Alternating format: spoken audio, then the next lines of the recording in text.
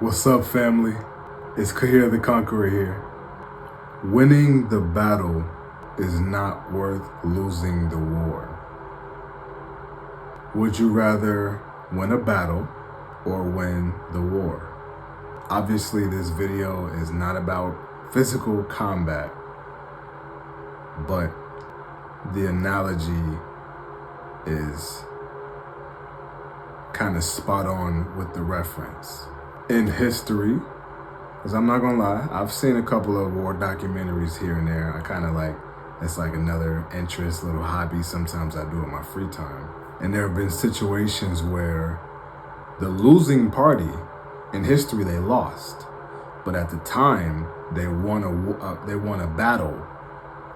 And maybe it was miscalculations or it was ego, impulses, ignoring confidants and the professionals that you have consulting you and things like that. So it looked good in the moment, but history showed, and this is real, like real stuff. History showed who the real winner ultimately was. The party that won the war. The whole concept of this is important because outside of the actual combat reference, when there's conflict between however many parties, but this is between you and either multiple or a single party, individual, the conflict is the issue. The conflict or the dilemma, the circumstance, the situation, the problem, that is the war. The many battles we have with one another are my perspective over yours, my feelings over yours, my thoughts over yours, my way over yours, etc. I think you kind of get what I'm hinting at. These are many battles that it can kind of become like a competition where it's like now we're competing. There's a main problem, whatever that is, two or multiple, however many people, and it's an example reference, so it's general. But the problem is the issue, so it can be solved. It's just, are you willing?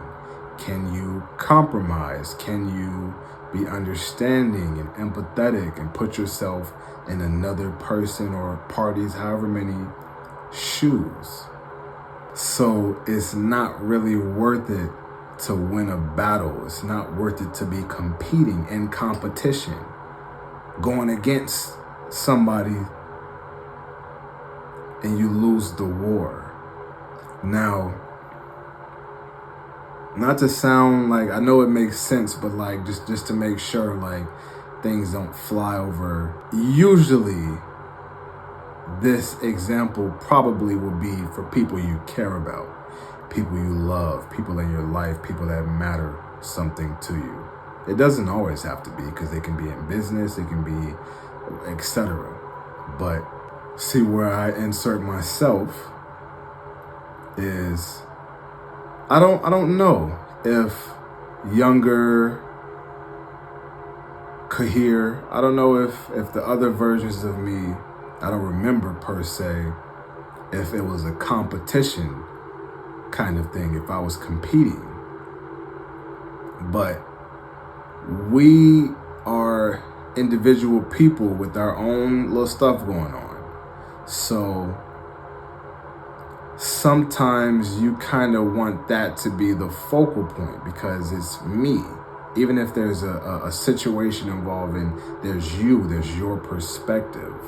So I remember, and I might not be able to think of a whole bunch of situations, but I know for sure that they happened where there was a war, there was conflict that I don't know ultimately if I lost, because maybe etc.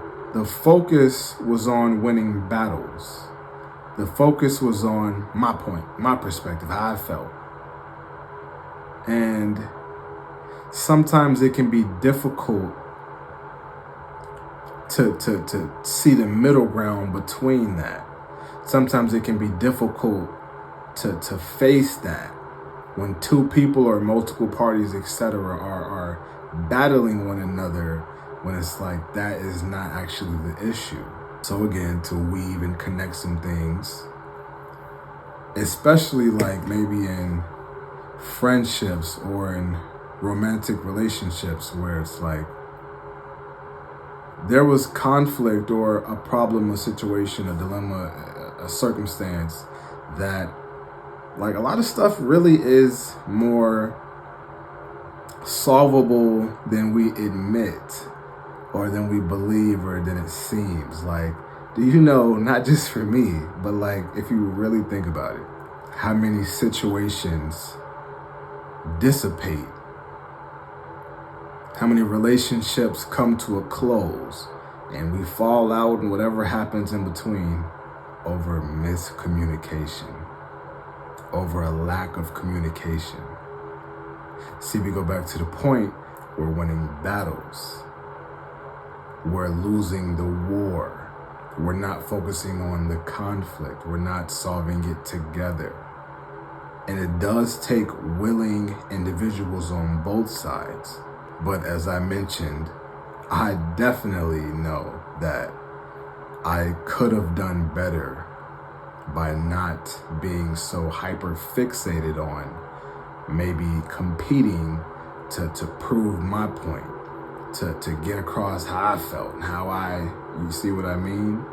And the real problem could have been solved maybe had I. Because sometimes maybe it just takes you taking the initiative. Like I said, you still need multiple willing people. But it was never worth it winning battles. So to summarize, because I don't think this needs to be that deep or that lengthy per se, but like that'll happen. Especially in matters of the heart or, you know what I'm saying, that could be platonic or romantic. It's a part of being human. It's a part of like, it's gonna happen. But when there is conflict, when problems arise, when etc., like whatever comes up, that is the issue. It should be the focus. That's the war.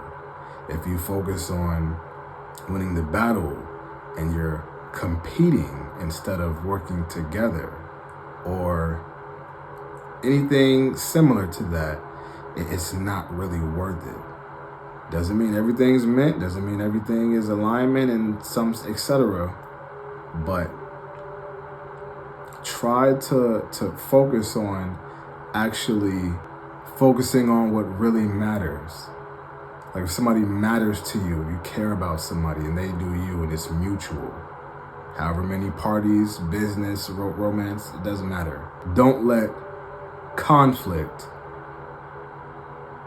become a battle of our individual perspectives and feelings and emotions and things like that and drown out what the real issue is. Win the war, not the battle. What's up, family? Thank you for listening to the message. Hope it resonates and helps in some way, shape, or form. Also, family, remember when we said that we've been working on something and we have some exciting things coming into fruition very soon? Well, we've been working. Yeah, we've been working. We have something very exciting coming very, very, very soon. So again, just want to say stay tuned. And as always, appreciate everybody for their support. Remember, we're a family and we've been working.